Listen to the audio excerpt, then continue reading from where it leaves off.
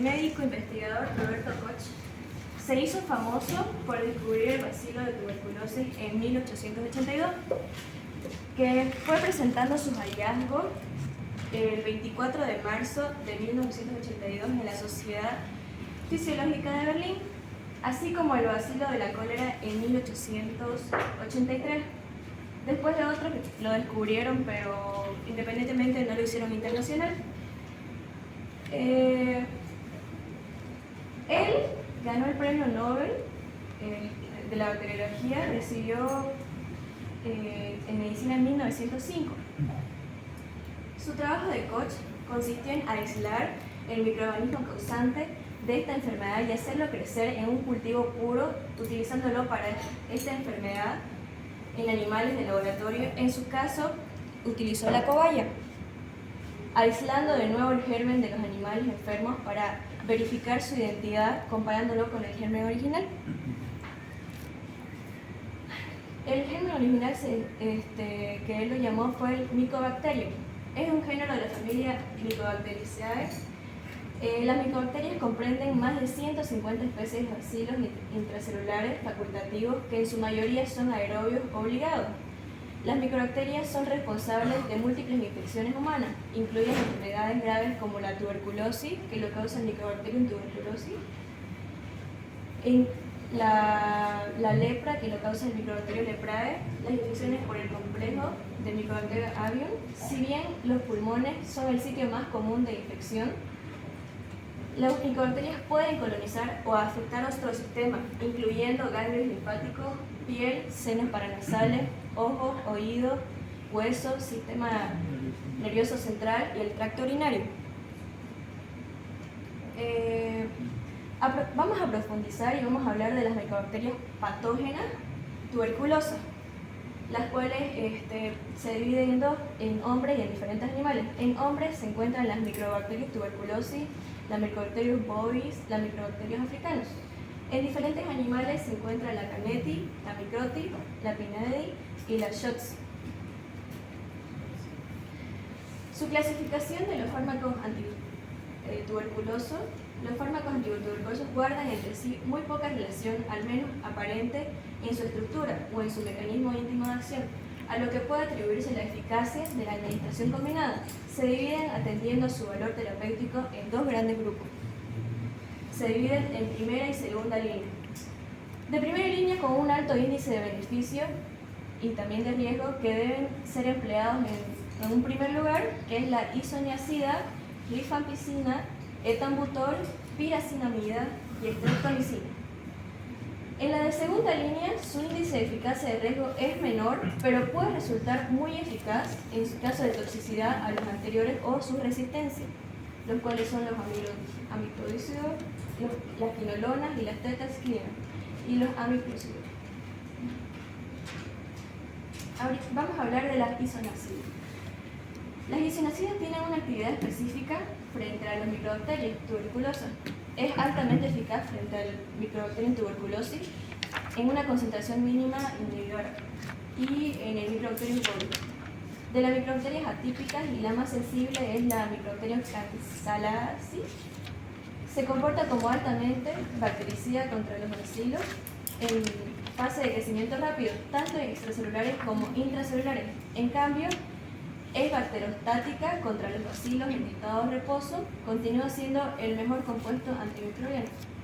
La isonacida afecta a numerosas funciones biológicas del bacilo, pero su acción primaria es inhibir la síntesis de los ácidos glicólicos, componentes lipídicos y específicos de las membranas de las microbacterias.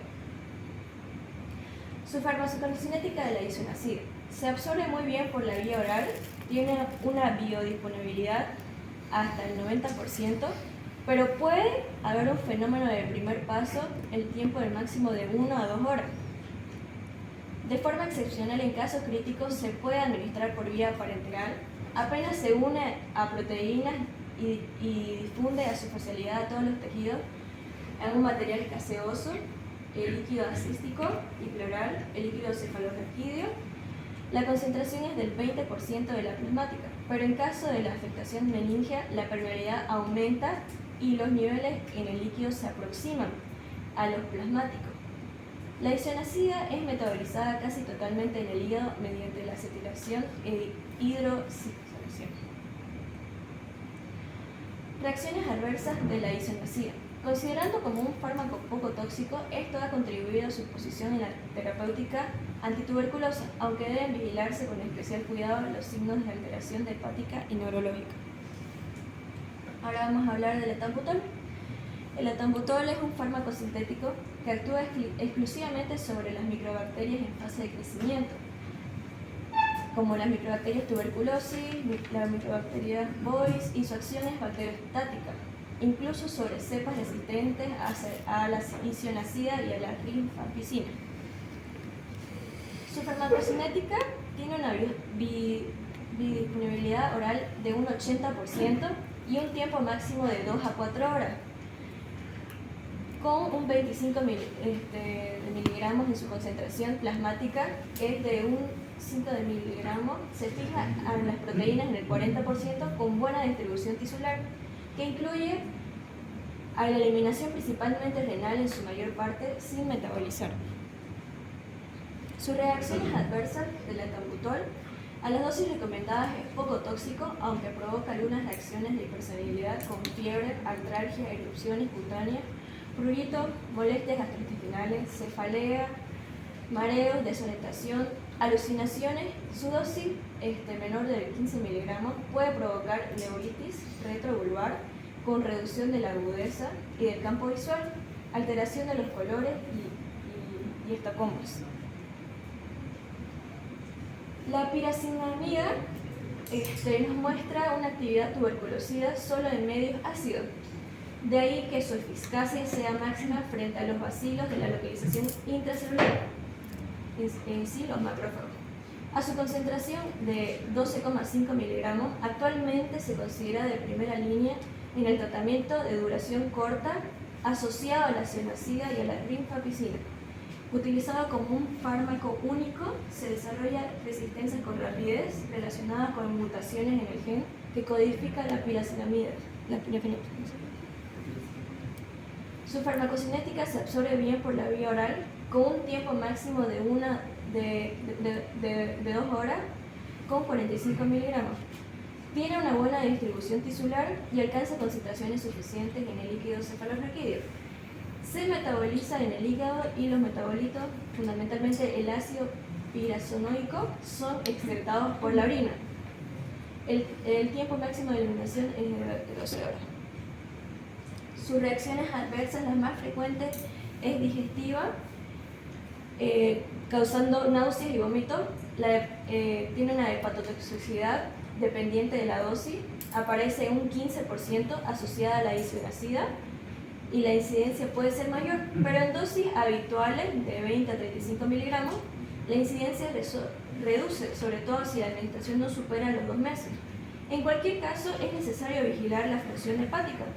Puede producir hiperuricemia por inhibir la secreción del ácido úrico, nefritis intersticial, erupción cutánea y fotosensibilidad.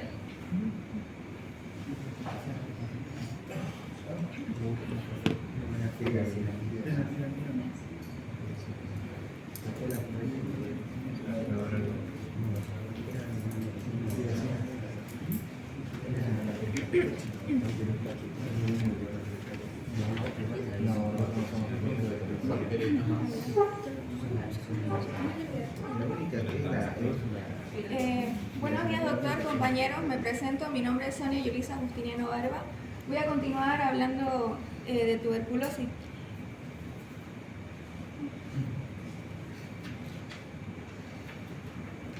Bueno, concepto general: tuberculosis es una enfermedad bacteriana infecciosa potencialmente grave que va a estar afectando principalmente los pulmones. Va a tener...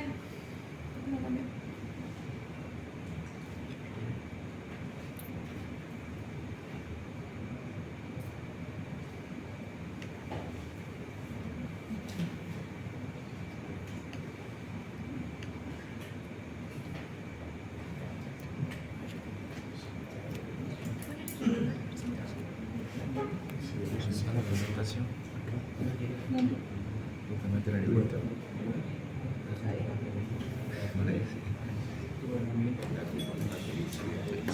Bueno, como iba diciendo, lo que es la enfermedad de tuberculosis va a tener fármacos de primera línea. Primera línea significa que va a tener buena eficacia y va a ser tolerado por la persona que tiene tuberculosis. Entre los fármacos de primera línea tenemos isoniazida, etambutol, paracetamida, rifampicina, estreptomicina. Yo voy a continuar hablando de lo que es rifampicina y estreptomicina.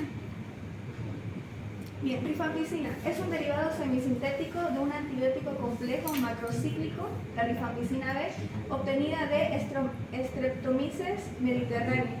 Macrocíclico significa una molécula con un anillo de 9 átomos. Lo que es Streptomyces mediterranea, esta bacteria habita en lo que es tierra, mar y río.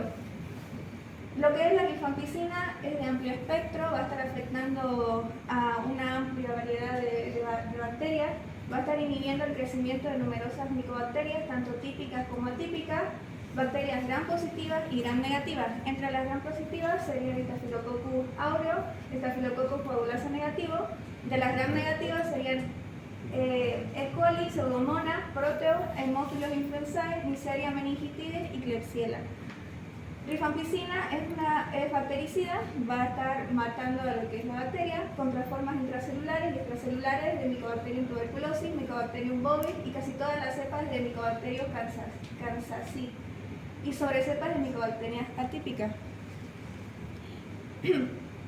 Hablemos de la absorción, distribución y excreción de lo que es la rifampicina. Va a tener buena absorción por vía oral en ayunas. ¿Por qué en ayunas? Porque si la persona come algo y esto es rico en grasa, las grasas van a evitar a un 33% su absorción del medicamento. Por eso se recomienda que sea en ayunas. La rifampicina alcanza cifras máximas en plasma entre 2 y 4 horas después de administración oral. Después de administrar 600 miligramos de medicamento, la cantidad se acerca a 7 microgramos miligramos.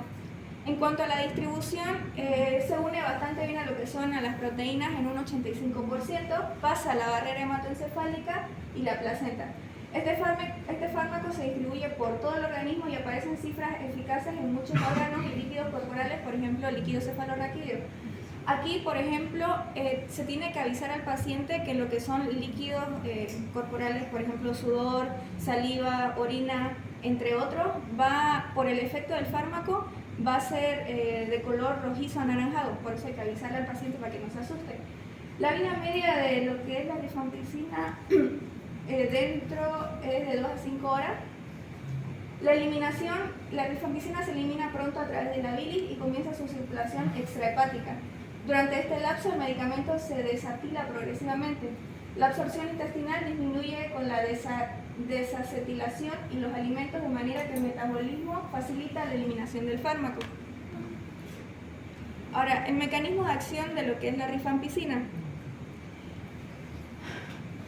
A ver, lo que es el medicamento se va a estar uniendo a la polimerasa bacteriana. Se unen y van a estar formando un complejo. El complejo se va a llamar RPO. Este complejo va a ser el que inhiba la síntesis de ARN. Esto, al inhibir, la bacteria no se va a poder reproducir ni replicar, entonces muere.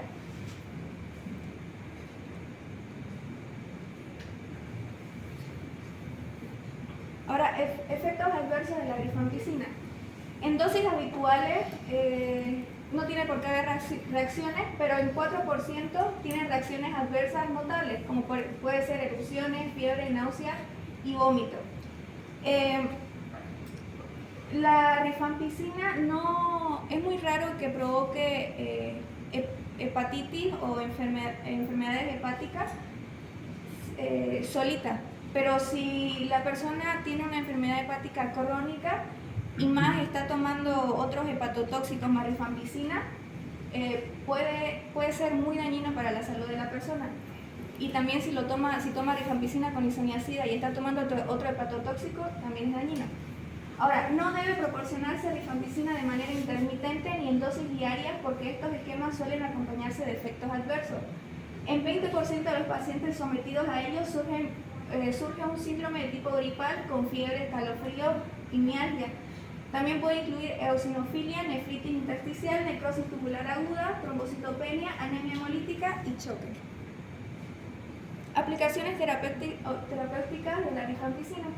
La rifampicina oral se comercializa sola y combinada en dosis fijas con isoniazida, 150 miligramos de isoniazida y 300 miligramos de rifampicina.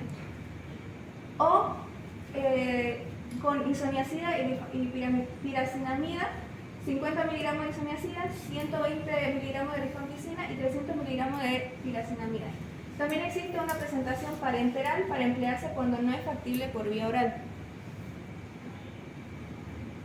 La dosificación, la dosis de rifampicina para tratar tuberculosis en adultos sería 600 miligramos una vez al día, 1 hora antes de la comida o 2 horas después de esta, por lo que dije de las grasas, que van a disminuir un 33% de absorción, por eso tiene que ser 1 hora antes o 2 horas después de la comida. En niños, 10 miligramos kilogramos, 1 hora antes de la comida, 2 horas después de esta. La dosis de 15 miligramos kilogramos o mayores conlleva incremento de la hepatotoxicidad en menores. Ahora, la rifampicina también está indicada en la profilaxis de la enfermedad meningocócica y de la meningitis por Haemophilus influenzae. Para evitar la enfermedad por meningococo, los adultos pueden recibir 600 miligramos 2 veces al día durante 2 días o 600 miligramos una vez al día durante 4 días. Los niños deben recibir 10 a 15 miligramos kilogramos hasta una dosis máxima de 600 miligramos. Ahora, continuamos con el otro fármaco de primera elección, que sería la estreptomicina. Hablando un poco de historia. La estreptomicina fue el primer fármaco clínicamente eficaz que se dispuso para combatir la tuberculosis. En el comienzo se administraba a grandes dosis, pero los problemas de toxicidad y la aparición de resistencia de microorganismos limitaron gravemente su uso.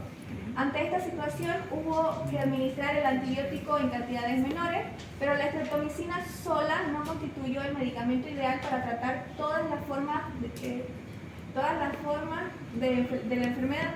Sin embargo, la identificación de otros compuestos cuya administración simultánea redujo la tasa de resistencia medicamentosa de los microorganismos permitió a los médicos tratar con eficacia la tuberculosis con estreptomicina. En la actualidad es el último antibiótico de primera elección en la lista de los antituberculosos. Bueno, la estreptomicina forma parte de los aminoglucósidos. Entonces, los aminoglucósidos son productos naturales o derivados semisintéticos de los compuestos producidos por una variedad de acetomiceto del suelo. La estreptomicina se obtuvo por primera vez a partir de una cepa de Streptomyces griseus. Los aminoglucósidos son inhibidores bactericidas de la síntesis proteica. Hablemos de absorción, distribución, metabolismo y eliminación. Lo que es la estreptomicina se absorbe fácilmente y muy bien lo que es en el organismo. Su distribución principalmente es en el líquido extracelular. También se distribuye en todo el organismo, excepto lo que es el cerebro, líquido cefalorraquídeo y las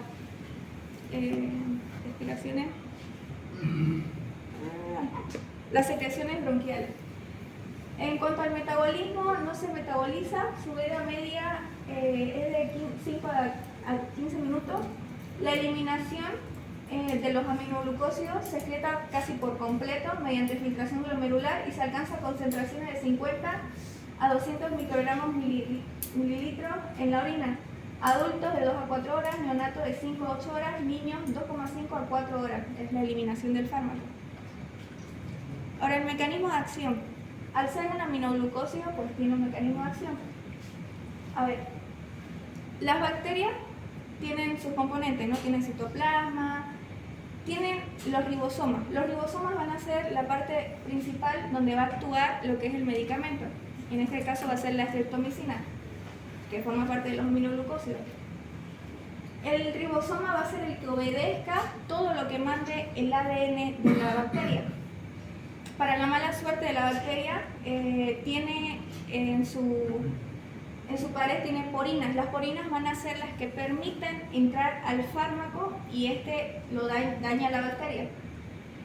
Así se ve el ribosoma dentro de la bacteria. Tiene está dividido en dos subunidades, 50S que es la más grande y 30S que debería ser la más pequeña. Tiene una hendidura donde va a pasar el ARN mensajero, porque el ADN no puede darle directamente la información a lo que es el ribosoma, entonces tiene que mandar a alguien. Al que va a mandar va a ser el ADN mensajero. Pasa con la información, ya sea con cualquier cosa que le mande el ADN, y se va a topar en medio tres hendiduras. La primera se denomina A, P y E. A de aceptor, P de peptil y E de exit. Bueno, para que el ribosoma haga caso a lo que está diciendo el ADN, necesita el ARN de transferencia. Para que el ARN de transferencia lo vamos a tomar como una llave. La llave que vendría a ser el ARN de transferencia va a entrar a la primera hendidura que vendría a ser A de aceptor. Entra la llave, eso se llama translocación. Entra la llave, digamos que es un auto, prende el auto. Al prender el ribosoma, supongamos, ya empieza a trabajar obedeciendo a lo que el ADN le está mandando a que haga. Entonces prende. Al entrar el ADN mensajero, va a la otra hendidura, que la otra hendidura se llama peptil. Aquí es donde se van a estar formando cadenas de aminoácidos, haciendo una cadena de proteína. Eso se llama transpeptidación. Al terminar de hacer estas cadenas, ya salta y exit, que sería afuera, ¿no? Ahora, ¿qué va a hacer el medicamento? El medicamento tiene la misma forma del ARN de transferencia, de la llavecita. La llavecita entonces sería el medicamento, entra, y al entrar, ¿qué va a hacer? No va a permitir que el auto prenda, en este caso que el ribosoma se active. Entonces, ese sería el mecanismo de acción de lo que es el aminoglucósido, en este caso la estreptomicina. ¿Y por qué querés saltar hasta el llave? Teniendo ahí en la computadora un puntero. ¿No tiene puntero eso? No sé, no lo sé usar. Después se puede señalar con el puntero de la computadora, ¿no? ¿O no sabes? No se ve. ¿Ah? Digo. Ah, sí. Sí, no es. Se puede, ya. Por eso digo, porque es que es raro brincar si hay un puntero. Ya. En cuanto a los efectos tóxicos de la estreptomicina, es reversible e irreversible de tipo vestibular, coclear y renal. La ototoxicidad, después de administrar cualquiera de los aminoglucósidos, puede haber disfunción vestibular y auditiva. Todos los aminoglucósidos afectan a las funciones coclear y vestibular, pero resulta evidente que hay alguna toxicidad preferente. En cuanto a la estreptomicina y la gentamicina, que también forma parte de los aminoglucósidos, originan más bien efectos vestibulares, en tanto que amicacina, canamicina y neumicina afectan más bien a la función del nervio auditivo, y la tobramicina afecta por igual a ambas funciones. Nefrotoxicidad. De 8 a 26% de los individuos que reciben un aminoglucósido por más de varios días mostrarán trastorno renal leve, casi siempre reversible. La toxicidad resulta de acumulación y de retención del aminoglucósido en células de los túbulos proximales. En cuanto a la dosificación y vía de administración de lo que es la estreptomicina, es de 15 miligramos kilogramo día para pacientes con depuración de creatinina de más de 80 mililitros por minuto. Típicamente se administra como una dosis diaria única de 1000 miligramos o 500 miligramos 2 veces al día. Se administra mediante la inyección intramuscular 90 grados, profunda o por vía intravenosa 25 grados. Aplicaciones terapéuticas. Se va a poder utilizar en endocarditis bacteriana, pestes, en este caso nos interesa en la tuberculosis. Entonces, en el tratamiento de esta enfermedad, la estreptomicina debe utilizarse siempre en combinación con uno o dos compuestos antifímicos. Antifímicos significa antituberculoso, más aquellos a los que sea sensible la cepa patógena. La dosis para pacientes con función renal normal es de 15 miligramos kilogramo día en una sola inyección intramuscular durante 2 a 3 meses, después de lo cual continúa dándose 2 o 3 veces por semana.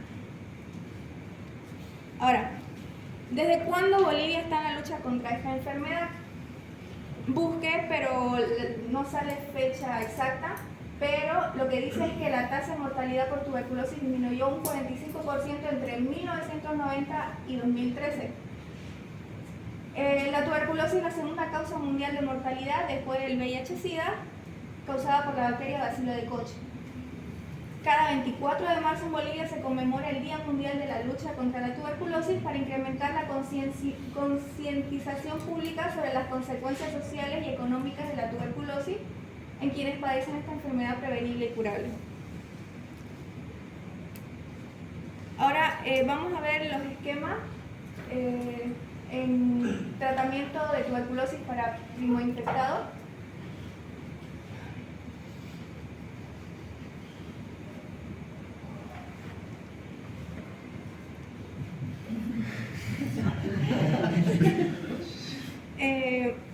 Dosificación de medicamentos de primera línea para primoinfectados. Tenemos isoniazida representado con una H, rifampicina, isoniazida, RH, etambutol E, piracinamida representado con Z, estreptomicina S, rifampicina R en suspensión. Estreptomicina, 1 gramo, isoniazida, se va a dar en tabletas de 100 miligramos. Dosis diaria 5 miligramos kilogramo peso, dosis máxima diaria 300 miligramos por vía oral. Rifampicina isoniazida se va a dar en tabletas 300 a 150 miligramos, dosis diaria de 10 a 5 miligramos kilogramo peso, dosis máxima 600 a 300 miligramos por vía oral. Etambutol se va a dar 400 miligramos en tableta, dosis diaria 15 miligramos kilogramo peso, dosis máxima 1200 miligramos por vía oral. Piracinamida, tableta 500 miligramos, dosis diaria 25 miligramos kilogramo peso, dosis máxima diaria 2000 miligramos por vía oral. Estreptomicina en frasco 1 gramo, dosis diaria 15 miligramos kilogramo peso, dosis máxima diaria 1000 miligramos por vía intramuscular. Rifampicina en frasco 60 mililitros, 5 mililitros o 100 miligramos, dosis diaria 10 a 15 miligramos kilogramo peso, dosis máxima diaria 600 miligramos por vía oral. El tratamiento de tuberculosis para drogoresistentes.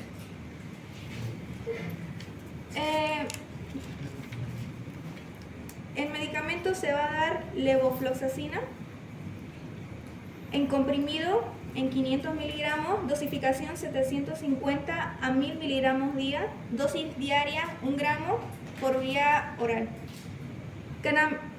Canamicina de forma inyectable 1 gramo, dosificación en concentración de 1 gramo, dosificación 15 miligramos kilogramo día, dosis máxima 1 gramo por vía intravenosa o intramuscular.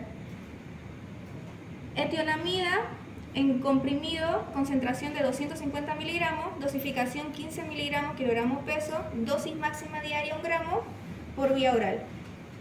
Cicloserina en cápsula, concentración 250 miligramos, dosificación 15 miligramos kilogramo día repartido en 2 tomas, dosis máxima 1 gramo por vía oral. Piracinamida en forma farmacéutica, comprimido, concentración 500 miligramos, dosificación 25 miligramos kilogramo peso, dosis máxima 2 gramos por vía oral.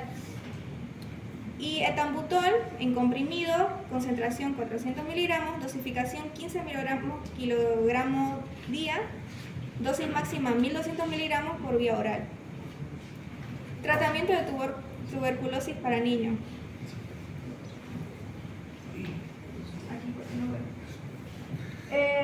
Medicamentos de primera línea, isoniazida. Se va a dar en tabletas de 100 miligramos, dosis diaria de 10 miligramos kilogramo peso, dosis máxima 300 miligramos por vía oral. Rifampicina isoniazida representado con la RH. Se va a dar en tabletas 300 a 150 miligramos, dosis diaria 15 a 10 miligramos kilogramo peso, dosis máxima diaria 600 a 300 miligramos por vía oral. Rifampicina en suspensión, frasco 60 mililitros, 5 mililitros, 100 miligramos, dosis diaria 15 miligramos kilogramo peso, dosis máxima 600 miligramos por vía oral. Piracinamida 500 miligramos tableta, dosis diaria 35 miligramos kilogramo peso, dosis máxima 2000 miligramos por vía oral. Y etambutol 400 miligramos, dosis diaria 20 miligramos kilogramo peso, dosis máxima diaria 1200 miligramos por vía oral. Aquí hay que tener en cuenta que los niños con peso superior a 25 kilogramos, la dosis son igual a las de un adulto.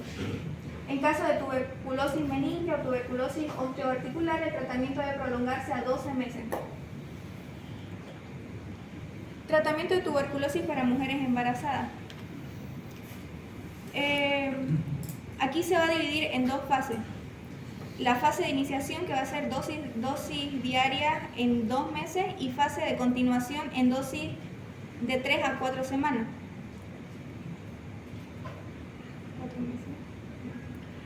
Rifampicina de 8 a 12 miligramos kilogramos, máxima 600 miligramos, dosis diaria, y dosis por 3 semanas de 8 a 12 miligramos kilogramos, máxima 600 miligramos. Isoniazida, fase de iniciación, dosis diaria de 4 a 6 miligramos kilogramos, máxima 300 miligramos. Fase de continuación, dosis 3 semanas de 8 a 12 miligramos kilogramos, máxima 900 miligramos. Piracinamida de 20 a 30 miligramos kilogramos, máxima 2,5 gramos. Etambutol 15 a 20 miligramos kilogramos, máxima 2,5 gramos. Aquí lo que se diferencia es que en la fase de iniciación se van a estar utilizando 4 medicamentos y en la fase de continuación se van a utilizar 2 medicamentos.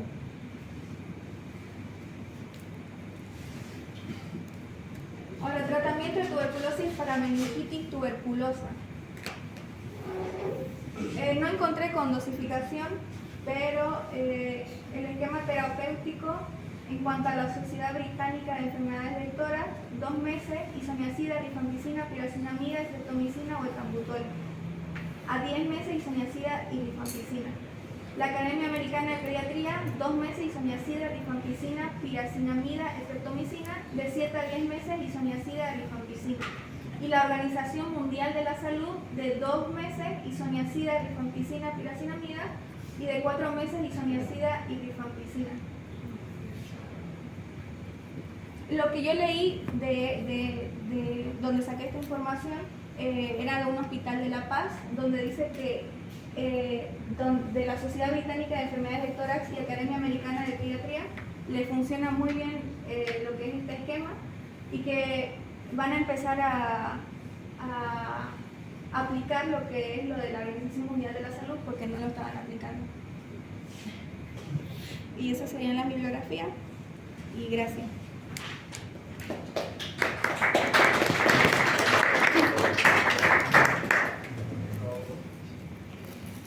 A ver, ¿quién hace el favor de presentarla?